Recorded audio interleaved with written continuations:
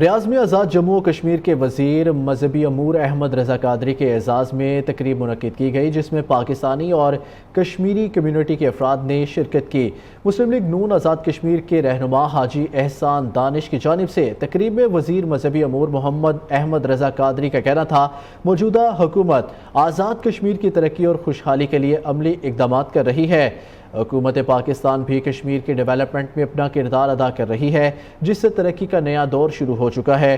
Overseas پاکستانیوں اور کشمیریوں نے ہمیشہ ملک و قوم کی بہتر انداز میں خدمت کی ہے۔ ہم آزاد کشمیر کے اوورسیز کے لیے مختلف سہولیات فراہم کر رہے ہیں۔ تقریب سے خطاب کرتے ہوئے حاجی احسان دانش کا کہنا تھا، میاں نواز شریف اور شہباز شریف نے ہمیشہ جہاں آزاد کشمیر کی عوام کو خوشحال بنانے کے لیے اقدامات کیے، وہیں مقبوضہ کشمیر کی آزادی کے لیے بھی عالمی فورمز پر آواز اٹھائی ہے۔